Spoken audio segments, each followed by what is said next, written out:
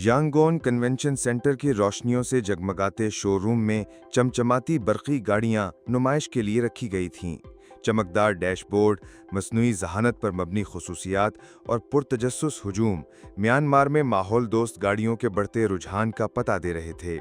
Myanmar में गाड़ियों की ये 3 रोज़ा आलमी नुमाइश म्यांमार इंटरनेशनल ऑटो एक्सपो 2025 जुमा के रोज़ शुरू होकर इतवार के रोज़ ख़त्म हो गई।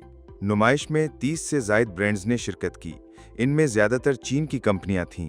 नुमाइश में चीनी कारसाज कंपनियों BYD, लीप मोटर, वोविया, नेटा, JMEV और दीगर ने अपनी तैयार करदा मुख्तलिफ बरकी गाड़ियां पेश की हैं। मुंतज़मीन के मुताबिक अगरचे बरकी गाड़ियां अब भी मंडी का एक मुख्तसर सा हिस्सा हैं, लेकिन फिर भी सारिफीन की दिलचस्पी में मुसलसल इजाफा हो रहा है। BYD नुमाइश में पेश की गई सबसे नुमाया ब्रांड्स में शामिल थीं। यह चीन की बिजली से चलने वाली गाड़ियां तैयार करने वाली एक बड़ी कंपनी है, जिसे म्यांमार में यूमिन मिन मोंग ने मुतारिफ कराया, जो इस शोबे की मारूफ शख्सियत हैं। वो EV पावर कंपनी के चेयरमैन भी हैं और ऑटो इंडस्ट्री में 3 दहाइयों से ज़ायद अरसा से काम कर रहे हैं। नुमाइश में डोंगफेंग मोटर कॉरपोरेशन की वोविया समेत पुरतयश बरकी गाड़ियां तवज्जो का मरकज़ बनी हैं।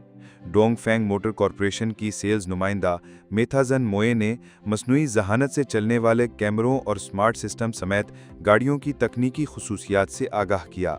उन्होंने बताया कि हम सिर्फ डोंगफेंग से ही बरकी गाड़ियां मंगवा रहे हैं, चाहे वो महंगी यानी पुरतयश हों या सस्ती। गाड़ियों की इस नुमाइश के इंतजामात म्यांमार DPESE एग्जीबिशन ने किए थे। मुंतजिम कंपनी के इंचार्ज वोंग जोंग चैंग ने इस नुमाइश को सारिफीन और नई उभरती हुई कंपनियों के दरमियान राब्ते का एक प्लेटफॉर्म करार दिया है। उन्होंने कहा कि ये पहला मौका है कि हम म्यांमार में गाड़ियों की इस तरह की नुमाइश का इनेकाद कर रहे हैं।